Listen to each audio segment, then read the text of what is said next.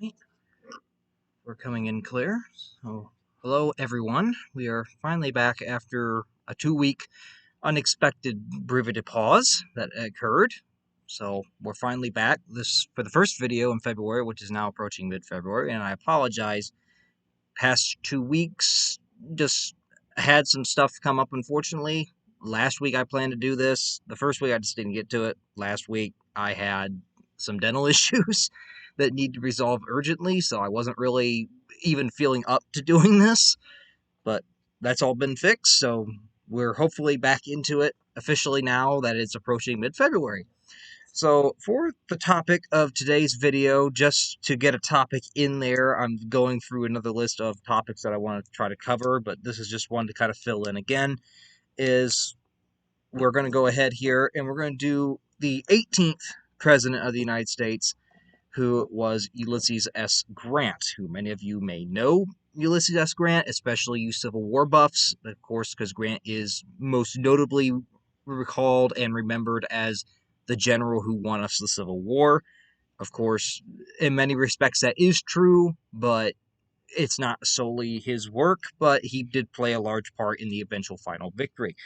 So, Ulysses S. Grant, who you may also recognize as being on your $50 bill. I do not have a $50 bill on me, or else I would show you. But I expect that most of you know what that looks like. Believe me, I have to ask that question because I know people who don't even know how much dime is. And these are full-grown adults in high school. So, Ulysses S. Grant is who we're going to cover today, or Ulysses Grant. The S is debated whether or not that should actually be in there, but I say S. Grant because during his lifetime after being given it, Grant always preferred to use those initials, despite the fact that they may not have been entirely truthful. So, Ulysses S. Grant was our 18th president. As always, as we go with these videos, we do just a general biography of their life a little bit. We go into what they were before they became president. We delve into a little bit of what their major accomplishments or major events were during their presidency. And then we also delve into their, of course, their retirement and what they did afterward. So for those of you who have never watched one of these before, we've done the first 17 presidents up till now. So we've done from George Washington up to Andrew Johnson, who was the one that succeeded Lincoln upon his assassination. So now we're moving on to Grant, who is really the first in many ways. This would be the truth.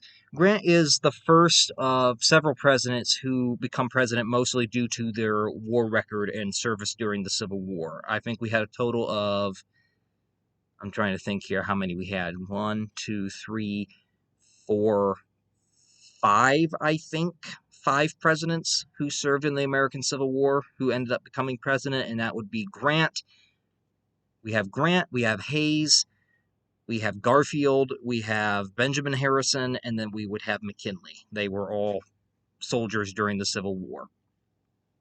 So Ulysses S. Grant was born on April 27th of 1822 in Point Pleasant, Ohio. He is the first truly Ohio-born president. Some consider William Henry Harrison to be an Ohio president, but he wasn't technically born here. He was born in Virginia, and he simply made Ohio his home when he got elected, by the time he was elected. But Grant was actually born here in Ohio, so he is the first Ohio-born president to be considered Ohio-born. And that is important to Ohioans like me because one of the nicknames for Ohio as a state is the mother of presidents. There have been a total of at least, I think, 7 or 8 presidents that have come from Ohio, which I think the only state that beats Ohio on presidents is Virginia. So that's actually quite significant for Ohio to have that many presidents come from here. Of course, we haven't had a president come from Ohio since I think here when Harding was 1921. Pardon me. And Harding died in 23, so just over 101 years ago was the last time we had an Ohio president in the White House. So Ulysses S. Grant was born on April 27th, 1822 in Point Pleasant, Ohio, down in southern Ohio toward around the Cincinnati area, I believe. And he was born to his official name was Hiram Ulysses Grant. Of course, we leave out the Hiram in many respects. His parents were Jesse and Hannah Grant. Hannah had been Hannah Simpson before she married his father, Jesse. And in 1823, so when Grant was just a year old, they actually ended up moving from Point Pleasant, Ohio to Georgetown, Ohio, where Jesse ran a tannery. Jesse was that was his career choice, and they decided to move a year after Grant was born to Georgetown, which I believe is still around the Cincinnati area. I believe it's in I can't remember if it's in Claremont or Brown County, but it's in one of the two. In 1839, Jesse Grant arranged for his son's admission into the U.S. Military Academy at West Point. And this is where Grant begins what will become his main career, his military career. That is what got him into the White House. He was not a politician before he got into the White House. Grant was a soldier. He was a general and a soldier. That is what got him into the White House. Now, during the admission process at West Point, and this is where one of the big discrepancies come with Grant's name as to whether or not it's Ulysses S. Grant or leave out the S entirely. It was during this admission to West Point Military Academy back in 1839. During the admission process, the congressman who appointed Grant on his father's behalf had mistakenly thought that Grant's first name was Ulysses and that his middle name was Simpson, his mother's maiden name. So when he put in the voucher to get him admitted into West Point, so to speak, he put his name as Ulysses Simpson Grant, not his actual name of Hiram Ulysses Grant. However, it must not have meant that much to Grant because he never actually fixed this error of writing. He never corrected this error. He let it actually stay on paper and accepted Ulysses S. Grant as his name for most of the majority of the remainder of his life. He would accept that as his name, and except he would maintain that the S technically stood for nothing. He wouldn't even take ownership that the S stood for Simpson. He would say the S is just there. It's not for anything, which also gave him the initials of U.S. Grant, which is also later going to be used for another nickname that he'll gain during the Civil War. Now, Grant would graduate from West Point in 1843. He became a very skilled horseman, but he was ordinary in most respects. He was not an extraordinary at West Point. He was not an extraordinary cadet. He did not stand out in, infantry tactics or anything of that matter. The only thing that they noted that he excelled in slightly was simply horsemanship. And in 1843, he had graduated. He was commissioned as a brevet. I hope I'm saying that brevet or brevet. Second lieutenant in the 4th U.S. Infantry, and he was stationed at Jefferson Barracks, Missouri, which is outside of St. Louis. And this would happen in 1843, and I believe we do have an image of Grant upon his graduation from West Point, about 1843. This is what he would have looked like. About 1843, this was Grant. Mind you, he doesn't have a beard here. He has not grown that beard yet. He's actually still quite young. So 1843, Grant is 21 years old, I believe. 21 years old. Actually younger than me.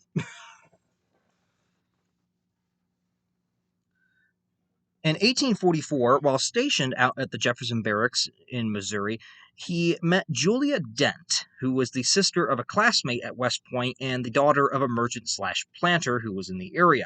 And their relationship, they began courting, they began dating, as we would say now, and unfortunately their relationship was interrupted and put on pause by the outbreak of the Mexican War in 1846, which would last until 1848. It was a 2-year war, very one-sided war where the U.S. absolutely demolished Mexico. In many ways, the U.S. actually provoked the war. It was very much an imperialist war in many respects because President Polk purposely kind of provoked Mexico into attacking the United States so that he could claim that we were attacked and we were simply trying to defend our citizens and defend these peoples who wanted independence of Mexico. And in turn, we got most of the American West. We got the border that we wanted for Texas, and we also attained California, New Mexico, Arizona, Nevada, Utah. All that land area out there was acquired through this war. Upon returning home from New Mexico, Grant married Julia in August of 1848. He ended up marrying her, and thus it became Julia Grant. They ended up having 4 children: Frederick Dent Grant, Ulysses S. Grant Jr., Nellie Grant, who was their only daughter, and Jessie Root Grant. And we do have a later picture of them here, but I'll show it here in a little bit just to better fit the time frame. The early years of the Grant's marriage saw Ulysses manage to remote army posts, which kept him away from his family most of the time. Although they were married, Grant was still a commissioned soldier in the army, and thus wherever the army told him that he was going to be stationed, he had to go, but he couldn't always bring his family with him. So in large part, his family stayed in Missouri, which was near Julia's parents. Julia's parents actually owned a plantation, if I'm not wrong, and Grant would go out and just be away from his family for these long periods of time where he would not be able to see them. He wouldn't be able to, be there for his children's birthdays. He wouldn't be there to help with things around the home.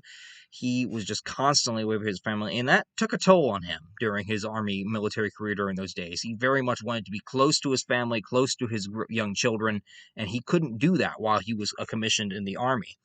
In fact, some of the postings that he ended up getting, some were on the West Coast. On one occasion, Grant was actually stationed all the way out in Oregon, which Oregon didn't become a state until 1859. So this is the 1850s. It's still a territory at that time and sparsely populated. Grant would eventually resign from the military in 1854, in large part because he wanted to be able to be closer to his family and closer with with his wife and children. Grant would reunite with his family after resigning from the military in 1854 at Whitehaven, which was the Missouri plantation where Julia had grew up. He was an unsuccessful farmer. He was not very good at farming. He tried it out and he just couldn't do it. He also tried to start a real estate office, and that failed in St. Louis. He was not good at real estate.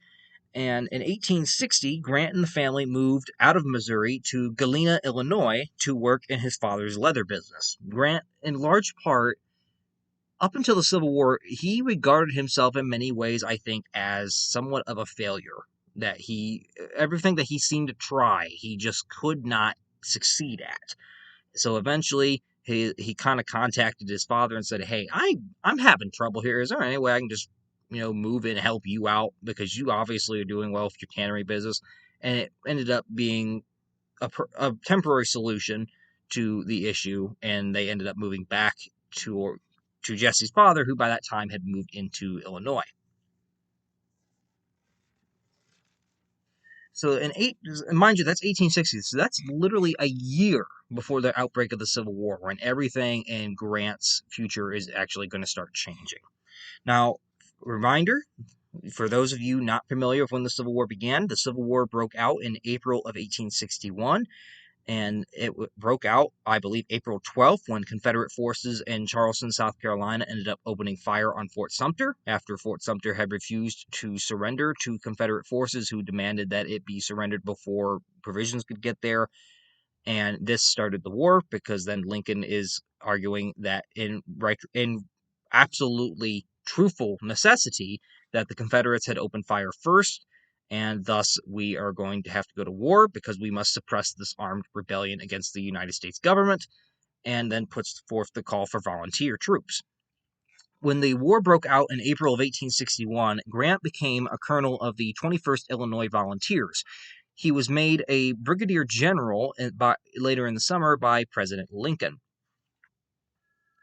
Now, Grant would achieve his first major victory in February of 1862, and it's actually probably one of the earliest Union victories that existed, because, mind you, the first major battle of the Civil War was the first Battle of Bull Run, or the first Battle of Manassas, in July of 1861, and it was an absolute disaster for the Union forces, and many of them had gone to Bull Run anticipating, we're going to crush the rebels very easily. There's not even going to be a war. This rebellion will be decided today.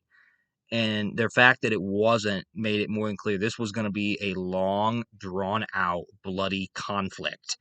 And by February of 1862, the Union really hasn't had any success in its efforts to try to combat the Confederate forces. And Grant provides them with what becomes possibly the first, if not one of the earliest, Union victories that comes about. And this was when his troops under his command ended up marching into northern Tennessee and ended up capturing Fort Henry and Fort Donelson. When the Confederate general in charge of the Fort Donelson, had asked about terms of surrender from Grant over what his terms of surrender would be for the surrender of the fort, Grant simply gave him this most famous reply of no terms except an unconditional and immediate surrender can be accepted. Grant was basically telling him, there is no terms. You will either give up or we will continue this. I'm not making terms with you, where there's no bargain here. And this gave rise to the nickname after Grant's victory that many people in the public eye gave him, was that his initials stood for U.S. Grant, or Unconditional Surrender Grant as well. And it kind of promoted his publicity image a little bit. Grant was, in response to his victory at Fort Donelson, I believe it was shortly after that, that President Lincoln, against the advice of Grant's commanding general, I believe it was Henry Halleck, I believe, but General Halleck, I know that was the last name. General Halleck was not really happy with Grant, even though he had won a victory, because he had actually done this without direct orders from Halleck. And Lincoln was actually impressed with Grant because he was very impressed that he had achieved a victory so quickly. And I think it was shortly after that he had actually decided that I'm going to promote Grant to Major General. So Grant was then moving on his way shortly after, about 2 months later, after his victory at Fort Donelson and Fort Henry in Tennessee. He is now in southwestern Tennessee, and he comes into the Battle of Shiloh. Now, this was actually a Confederate ambush turned Union victory. The Confederates had actually ambushed Grant's forces on April 6, I believe, is when the battle was. And Grant miraculously was able to turn the tables and actually turn this battle around from a rout of Union forces to actually being a successful counterattack that ended up killing the main Confederate general, which I believe was Albert Sidney Johnston. But it was still an ambush, and the casualties up to this point, Shiloh at that point in April of 1862 was the bloodiest battle of the war that had yet been seen. There would be bloodier, but up to that point, it was the bloodiest that had been seen. It managed, despite the fact that Grant had managed to turn it into a victory, the Union had a cost of about 13,047 Union troops, which were listed as casualties, either dead, wounded, or missing. Over 13,000 casualties in just a single day. And that was appalling to many in the public, and it gained Grant much public criticism over those casualty numbers, despite the fact that he had won it. Grant would later go on to command many operations that would lead to success in what became the Western theater of the Civil War along the Mississippi River Valley. And on July 4th of 1863, in what is perhaps one of Grant's major accomplishments and what wins partly the war in the West, was his capture of the city of Vicksburg, Mississippi, which finally gained the Union full control of the Mississippi River and split the Confederacy into two. Vicksburg, Mississippi was the last Confederate stronghold on the river. In fact, in Lincoln's own words, that control of the Mississippi River would be vital for victory in the war, because, in his own words, we could not win the war without that key in our pocket. Lincoln very much believed we had to have control of that, and Grant finally hands this to him on Independence Day, and it also coincides with the victory just a day earlier in the East with the Union victory at the Battle of Gettysburg on July 3rd. These two battles, victories, just a day apart from each other, ended up being the turning point of the Civil War. They turn it decisively in the Union's favor and against the Confederacy. The rest of the war, the Confederacy will largely, in most part, be on the defensive. It is no longer a question of whether or not the Union can win the war. It is simply a question of when will it win the war. Now let me see here if I have anything of note at this stage. This is the cabin that Grant and Julia and their children lived in Galena, Illinois, that they had built there. Of course, Grant would return to it for a few years after his Civil War military service. But this was the cabin that they built for themselves. It wasn't nothing really fancy. It was what they could afford or what they could build out of their own hands.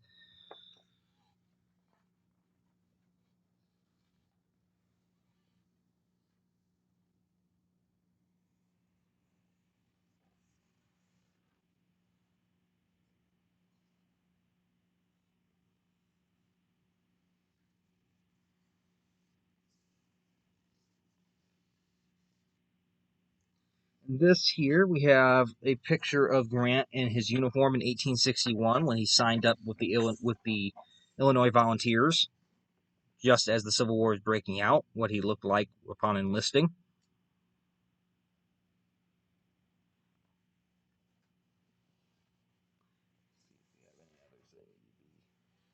Done here. What that is. The printer printed that. I won't show this one. This is a map of the theater of operations in the east of the Civil War, and we're just going to highlight some of the victories here that Grant had. So we have, I'm going to try to circle them if I can. And we have Shiloh, and we have Vicksburg. So here is the Western theater of the American Civil War, and we have Grant here in February of 1862, enters Tennessee, just across the Tennessee border, and he ends up capturing Fort Donelson and Fort Henry. That is where they are. By April, he has marched down toward around just east of Memphis, Tennessee, and this is where the Battle of Shiloh happens. That he almost gets ambushed at, almost gets destroyed, manages to counterattack and turn it into a victory, but with massive casualty numbers for that day. And then his crowning achievement in the West, of course, being his march down here to secure the rest of the Mississippi River and getting Vicksburg, which is right here, which was July of 1863. Now, Grant's victory at Vicksburg ended up being the pin that kind of finally convinced Lincoln that Grant is a general I need here in the East. Up until mid 1863, Lincoln had been struggling with the Eastern Theater because the generals that he had were not adept to the task of handling the Army of the Potomac. They were not adept at being the main commanding general of the army. Of course, his first choice that he had was General George B. McClellan. McClellan was an excellent organizer. He was an excellent planner. He did successfully reform the Army of the Potomac and was able to get it organized and well trained and well equipped. The problem with McClellan was although he was a great planner and great organizer, you could light a fire under his rear, and this man would not move. This McClellan, under no regard, if he didn't deem that he wanted to move, he didn't care who told him. He didn't care if it was the president of the United States. There were many times that he blatantly would ignore Lincoln's orders, despite the fact that Lincoln was technically his boss. But McClellan would not use this massive army that he had equipped and trained and drilled and everything else. On multiple occasions, there were multiple occasions during 1862 where if McClellan had simply pushed his army a little more, be it during the 7 Days Campaign, be it during Antietam, had he put forward more reserves, had he put forward more effort and not overestimated the difference between him and General Lee's army, there were many instances where he could have actually have probably destroyed the General Robert E. Lee's army of Northern Virginia and possibly brought an earlier end to the war. But because he was so hesitant and so cautious, it literally just absolutely hindered the Union war effort. And shortly after the victory at Antietam in September of 1862, Lincoln ended up in October, he ended up firing McClellan, ended up getting rid of him. The following couple generals that he had were absolute no good either in this role. You had you had Ambrose Burnside, you had Joseph Hooker. There was another one in there I just can't think of at the moment. You had these men that didn't know what they were doing either. And then, days before Gettysburg, he had put in General George Meade. Now, George Meade did win Gettysburg, but Lincoln was also somewhat mad at Meade afterward because he refused to pursue Lee before he could escape into Virginia. And that had ticked Lincoln off as well. Well, in Grant, he sees a man that for over the past year has brought on victory after victory, and he knows how to push. And Lincoln sees in Grant this is the man I need for the East. This is the man I need to go after Lee. He has the ambition to continue an effort and to use the forces he has to go at the enemy and not hesitate. That is what I need right now in the Eastern Theater. So, due in large part to Grant's reputation as a commander and his successes in the Western Theater, President Lincoln appointed Grant as Lieutenant General of all U.S. armies on March 10th of 1864. Throughout 1864 and early 1865, Grant's Wilderness and Petersburg campaigns would successfully wear down Robert E. Lee's Confederate Army of Northern Virginia, and he would also be general of the entire Union war effort in large respect. Grant was put also in charge of the effort in the West just as well as he was in the East. He had his close friend and confidant General William Tecumseh Sherman, in large part, take over command in the Western Theater, which culminated in the march to Savannah, which was that march through Georgia where Atlanta was burned and everything else. And during the Wilderness Campaign in Virginia in the summer of 1864, in the fall of 1864, Grant also got a new nickname, and this nickname was that he was Butcher Grant, because the casualty numbers of these battles such as Spotsylvania, the Wilderness, Cold Harbor, the casualty numbers were unprecedented compared to what had occurred in previous Civil War engagements, and the public started to refer to Grant as a butcher, that he didn't care about his men. But what the public, I think, was failing to see with this strategy was Grant's strategy was not to simply engage Lee in a big climactic final battle and win it to the end. That was not what he was aiming for. What he was aiming for is he realized the North has an advantage in manpower, the North has an advantage in industrial might, and we're going to use this against the South because every time that Lee had been engaged in the past, Lee had always been able to escape to Virginia or down south where he could have his army kind of recuperate and regather its strength before engaging it again. And when they would engage it again, it's been pretty much healed up, so to speak. It's ready to fight again.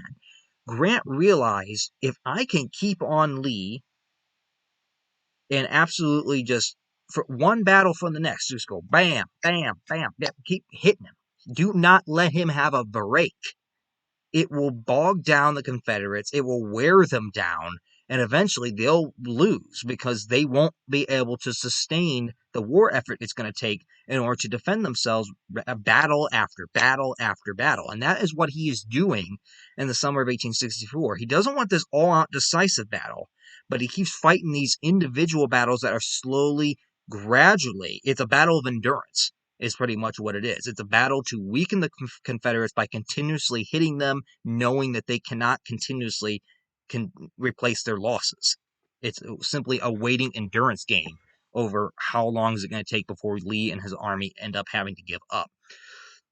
As I think Lincoln put it at one point, and I'm sure this is not entirely the way that he said it, but something of bite and chew with a bulldog grip and don't let go. So basically, what we're doing in 1864, despite the high casualty numbers, we're wearing the Confederates down. That is what Grant's strategy is to wear them down to the point that they cannot sustain the war effort anymore. And there were accusations that Grant was a drunk, that he was constantly, drunk, that he was on alcohol, and that could explain why. And ironically, when Lincoln heard these allegations, which were not really founded in any way, yes, Grant did drink occasionally, but he was not drunk 90% of the time, as the public would claim, and as these neo-Confederates would claim. He was not a constant drunkard. Lincoln, ironically, upon hearing the allegations that Grant was drunk, had actually said, well, why don't you go out there and ask him what brand of whiskey he prefers? Because if it makes more fighting men like him, I'll order it for the whole army.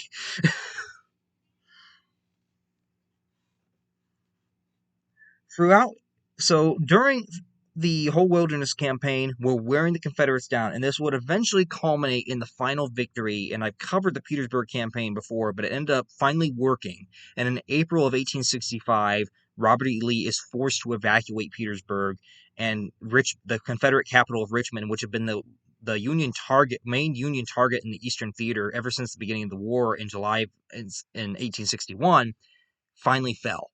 Richmond finally fell, and a week later, on April 9th of 1865, Lee ended up being caught. He ended up being kind of cornered in many ways. He couldn't get out of the situation that he was in. He couldn't escape with his army, and Lee finally surrendered to Grant at Appomattox Courthouse on April 9th of 1865, which effectively ended the war. It was the largest Confederate field army in the field, and shortly after Lee surrendered, the other Confederate armies, one by one, just went like dominoes. They started throwing in the towel. Joseph E. Johnston, I believe, was the next one they gave it in, down in the Carolinas. Unfortunately, on April 14th, President Lincoln was assassinated just days after pretty much the end of the Civil War at Ford's Theater. And the ironic thing was that everyone knows, that Abraham Lincoln went to the theater and that he was assassinated. But what most people don't realize is that Ulysses S. Grant and his wife Julia, they had actually been invited to attend that night at Ford's Theater with the Lincolns and attend that very play. So there had actually been the small chance that when John Wilkes Booth had gone into that box office, that it, well, not the box office, but the presidential box, that it wouldn't have just been President Lincoln that he found there, but he would also have found Ulysses S. Grant and his wife. And I'm not going to say that he wouldn't have hesitated had they been in there to shoot Grant dead too. Now, Grant and Julia had been invited to attend that night with the Lincolns at Ford's Theater, but they had declined in order to visit family, which ended up probably, in most part, saving Grant's life. In 1866, Grant was appointed America's first four-star general at the recommendation of President Andrew Johnson. By 1867, however, tensions were high between Johnson and the radical Republicans in Congress over Reconstruction in the South, how the southern states were going to be kind of reconstructed and readmitted into the Union and fully reintegrated after they had lost the Civil War. Of course, Johnson's wanted to be very lenient, and he's kind of pro-Southern. He's a Southern senator. He's not really for giving African Americans, all these newly freed slaves, all their citizenship rights and making the Southern states ratify the 13th and 14th Amendments. He's not entirely for that, while the radical Republicans in Congress are very much about punishing the South. They want to punish the South for causing this 4-year-long Civil War. When Johnson removed Secretary of War Edwin Stanton in 1868 for being a vocal critic of him, he actually replaced Stanton at the time with Grant. Now, Congress ended up charging Johnson, as we discussed with Andrew Johnson's video, they ended up charging Johnson as being in violation of the Tenure Office Act and demanded that Stanton be reinstated. Grant, who had taken Stanton's post at Johnson's nomination to put him there, ended up resigning the post, and this marked his official break with Johnson, who was then later impeached. Up until 1868, Grant had actually been somewhat supportive of Johnson, had been trying to work with him, but when it became clear that Johnson was going on this route that was in defiance of Republicans in Congress, Grant sought to kind of distance himself from the president.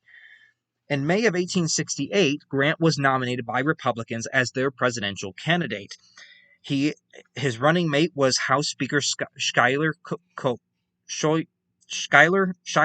Colfax of Indiana, and the Democrats nominated former New York Governor Horatio Seymour. The electoral vote count in the 1868 presidential election was 214 electoral votes for Grant, with only 80 going to Seymour, and the popular vote for Grant won the popular vote with 52%. At 46, and Grant at the time was only 46 years old, which made him the youngest president-elect at that time. He would not be the youngest. He's not the youngest ever done, but at that time he was. Let's see what we have here.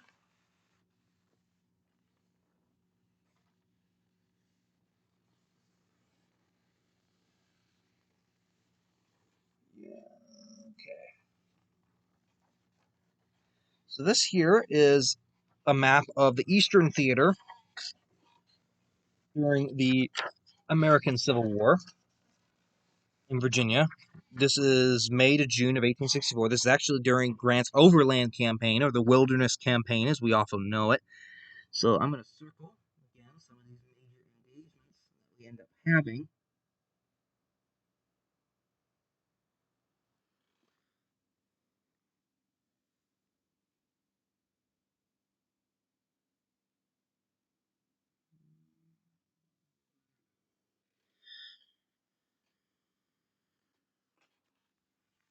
So here is what we're looking at here. During that whole campaign, it's basically a march down from around Washington, D.C., and Grant is trying to push to Richmond, and Lee is trying to block him each step of the way. We have the wilderness up here in May. May, we have the wilderness that happens, and then just a day after the wilderness, Battle of the Wilderness, you have the Battle of Spotsylvania Courthouse. And then in later May, Hanover Junction. June 1st, Cold Harbor. And by June 15th, we're already down here at Petersburg. Just in 1 month, Grant is just going from one battle to the next in this trek to get around Petersburg to lay Richmond under siege so that he can try. As you notice, here's Richmond. He's trying to go around it, and this is the major entry point. So in just a month's time, he is constantly hammering Lee, hammering him to the point that he knows at some point Lee's army is not going to be able to hold its position and it's going to have to get out of there. He knows he has a victory there, and he knows that Lee cannot afford a war of endurance. Then here we have an image of Grant during the Wilderness or Overland Campaign. This is a picture of him in 1864 during I think this is around the Union camp at Cold Harbor. So this would be about June of 1864, but this is an image of him during that campaign. And then here we have an image of Grant, Julia, and their 4 children in about 1870. So this is by the time he's president. I've not been able to identify quite yet which children are who, other than the fact that the one daughter must be Nellie, because that's the only daughter they had. And of course, Grant's there. There's Julia. Picture of their family. So that gets us to Grant's presidency.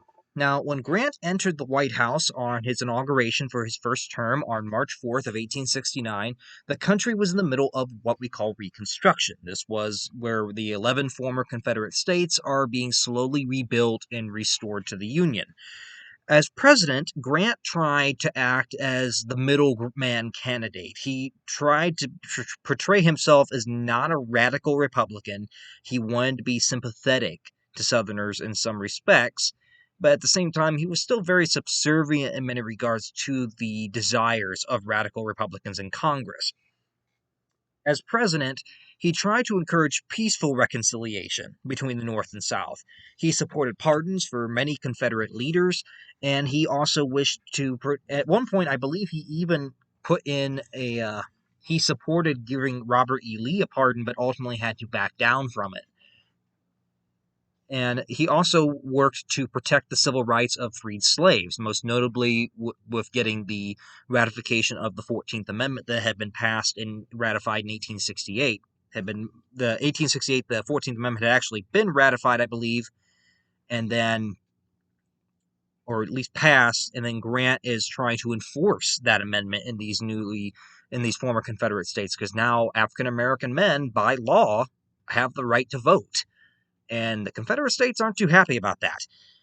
In 1870, well, not to vote, but they're considered citizens. My mistake. By the 14th Amendment, African Americans are now citizens of the United States and thus are entitled to many of the same civil rights that other Americans are entitled to.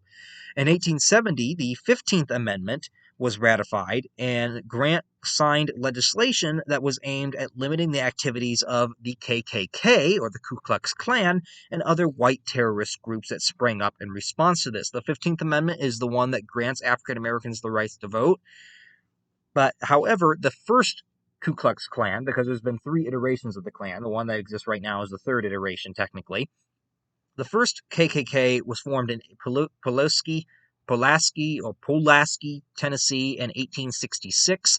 Its Grand Wizard was actually former Confederate General Nathan Bedford Forrest, and they often would attack African Americans in their homes. They would attack white Republican politicians, anyone that supported Republicans in the South, anyone that supported African Americans in the South was often targeted by this terrorist organization, that they would beat you, they would attack you. In many cases, they would murder your family, they would murder your friends, they would murder you. It didn't matter. They did not want blacks voting in the South because they still were not happy that they had lost the Civil War. Many Confederate veterans were members of the Ku Klux Klan, and they are working to actively work against allowing African Americans to exercise their newly found civil rights. Grant would station troops in the South to maintain law and order, to try to enforce the laws that he had passed, and in large part, Grant was actually successful. This was a very big success for his administration. That within the passage of this legislation to try to curb and limit the activities of the KKK actually, the first Klan, ended up dissolving by, I want to say, the mid or late 1870s, in large part due to Grant's crackdown on their violence, on their domestic violence. Critics of Grant, however, argued that he violated states' rights and he didn't protect freedmen. Among Grant's other successes, he established the Department of Justice and the Weather Bureau, which today is now known as the National Weather Service. He also established Yellowstone as America's first national park and tried to improve conditions for Native Americans, but with limited success. Grant, during the Civil War, most notably had one of his main army aides, I believe. I don't know if it was a, but he was one of his main aides, I'll say, and he was a Native American. And Grant actually appointed him as a commissioner of Indian Affairs during his presidency. And Grant wanted to try to be peaceful with the Native Americans. He wanted to try a different tactic with them. However, during Grant's presidency, there were still over 200 violent incidents between Native Americans and the United States Army, most notably in 1876 with the Battle of Little Bighorn, which Custer's last stand. That happened during the closing months of Grant's second term. Now, what about his foreign policy? Grant and his administration negotiated the 1871 Treaty of Washington, which settled the American claims against England originating from British-built Confederate raiders during the Civil War, and this would drastically improve U.S. and UK relations.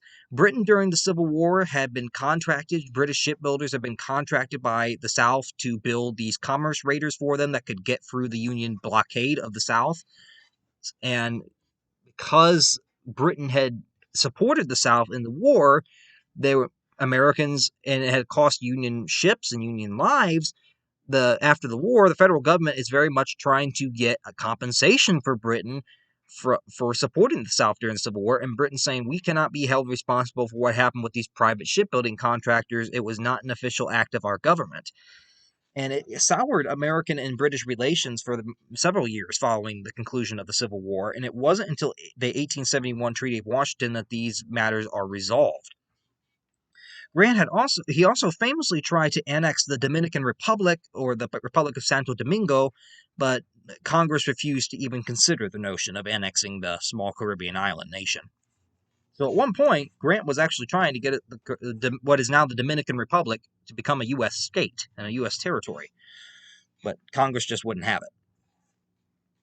In 1872, a faction of Republicans opposed to Grant over his supposed corruption formed what they called the Liberal Republican Party. They nominated New York newspaper editor Horace Greeley as their presidential candidate, and Democrats would also ironically nominate Greeley as well, hoping that a combined support effort could defeat Grant in the 1872 presidential election, of which Grant decided to run for re-election. Grant and his running mate Henry Wilson, who was a Massachusetts senator, won re-election in November of that year.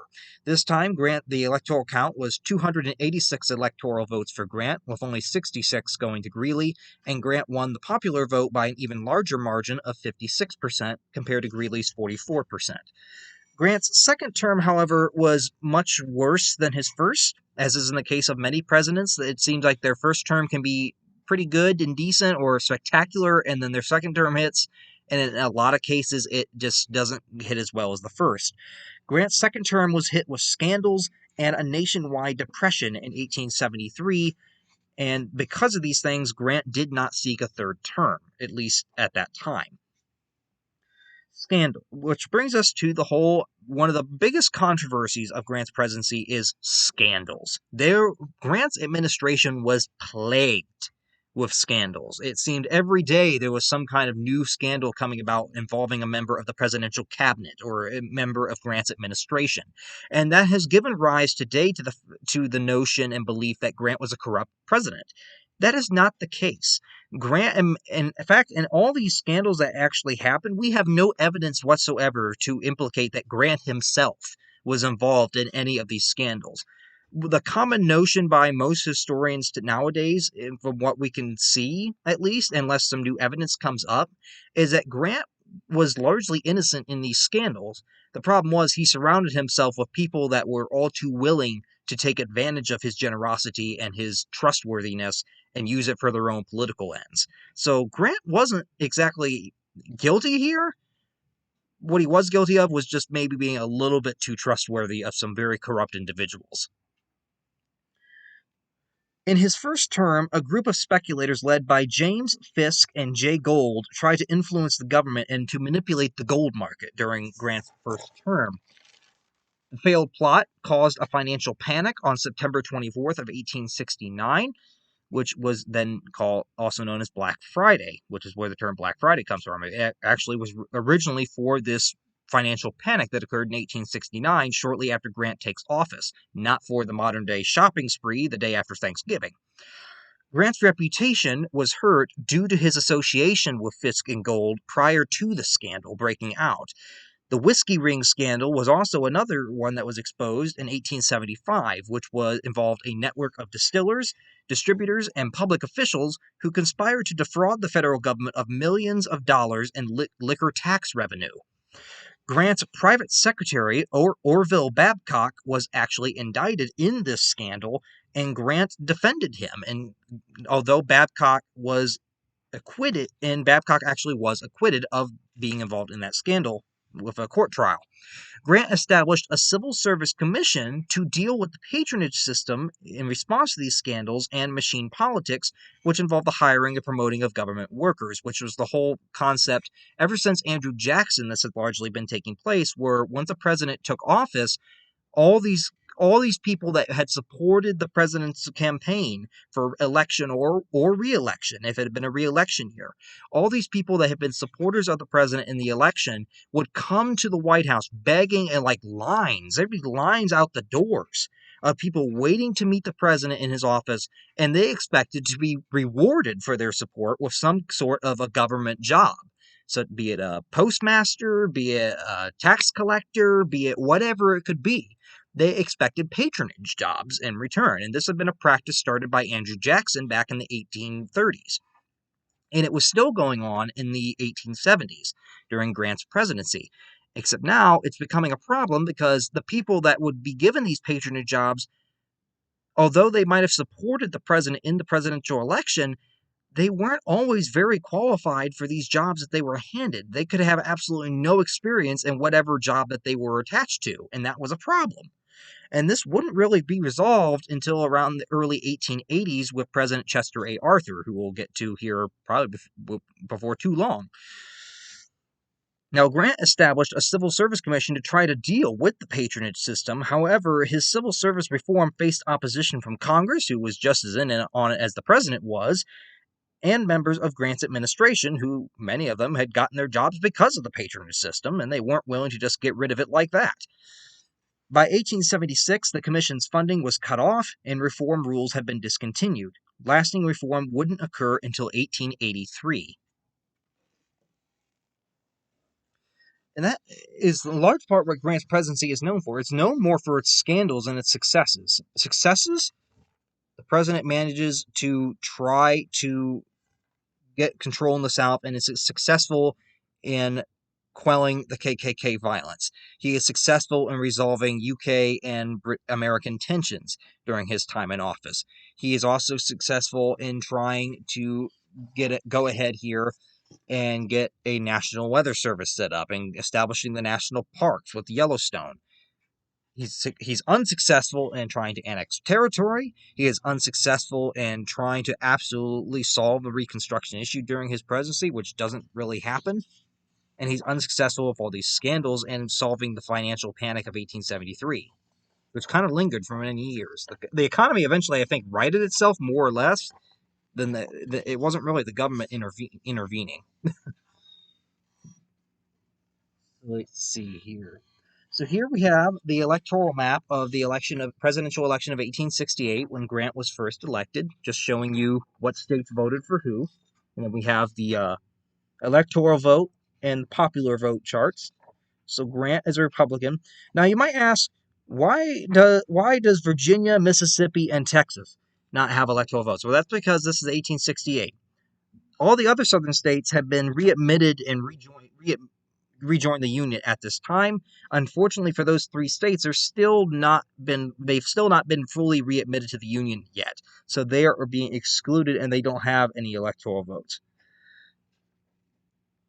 By 1872, that would be corrected. Those states would rejoin the Union in 1870. Georgia would actually. What is weird here is 1868, Georgia got to vote because Georgia had officially rejoined it. But then in 1869, Georgia was actually expelled from the Union again and had to write a whole new state constitution because they tried to bar African Americans from joining the legislature after they had been elected in 1868. And that caused the radical Republicans in charge of Reconstruction in Congress to force Georgia to have to rewrite their constitution and also incorporate the 15th Amendment into it, which didn't happen until July of 1870. That's the 1868 electoral map.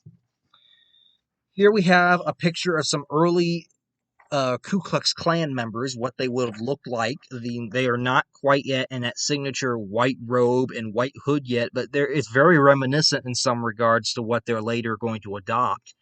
And these are basically a domestic terrorist group, and even to this day, they are a domestic terrorist group. These are not good people who are white supremacists. They do not want African Americans to exercise any kind of civil rights that they've gained since being freed, and they're willing to go after them and murder them. They're willing to go after any politician or Republican member who's also going to support them, and that they're going to reap and sow violence and chaos throughout the South until Grant really cracks down on them, which is one of his major accomplishments while in office. Then here we have an image of the 1872 Electoral College map of the 1872 presidential election where Grant was reelected. Mind you, Grant is technically the first president since Andrew Jackson to fully serve out 2 terms. Lincoln got elected to 2 terms, but he ended up being killed a month into his second term. So he didn't really get a second term. So for the first time since Andrew Jackson, Grant is the first president to fully serve 2 terms, 8 years.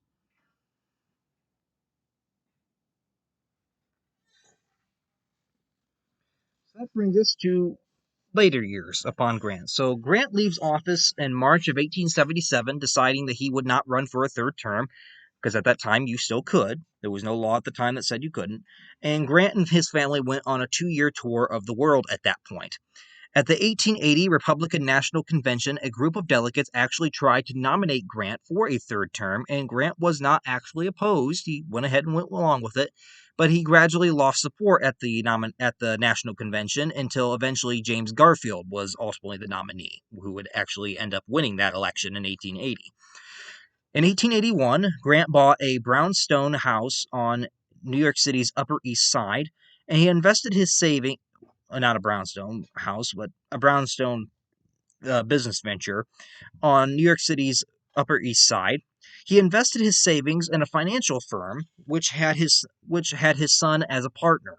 However, Grant kind of got screwed over here in many regards because the firm's other partner swindled investors in 1884, which caused the firm to collapse, and Grant went bankrupt. Him and his whole family went bankrupt. They lost almost everything.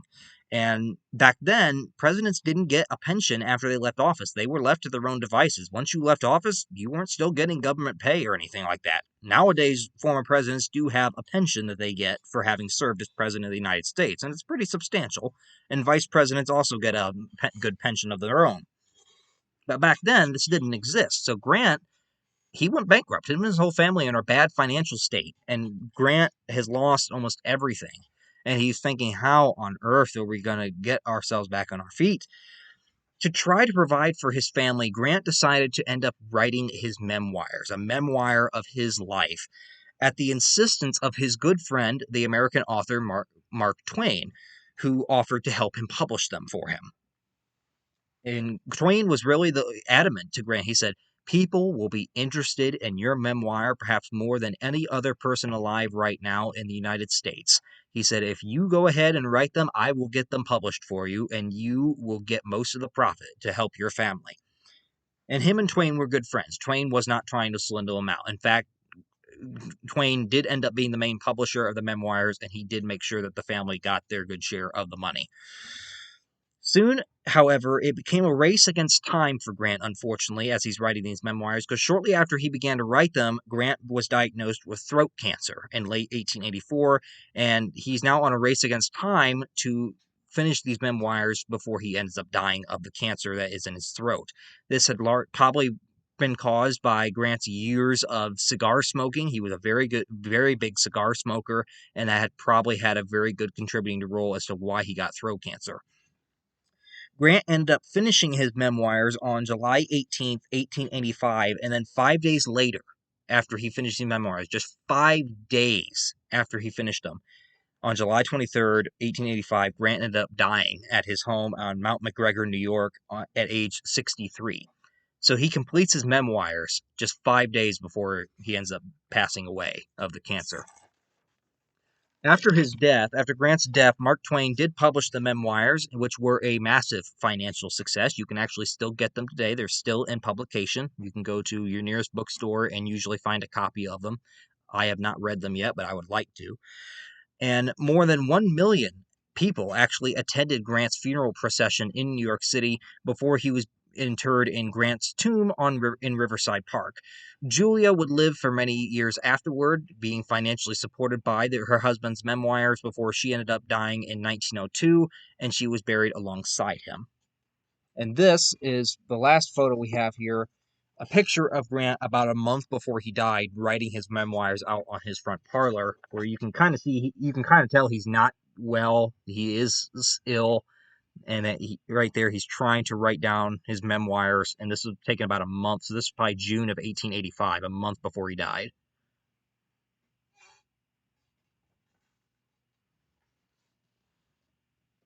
And that concludes for us Ulysses S. Grant, who was our 18th president from 1869 to 1877.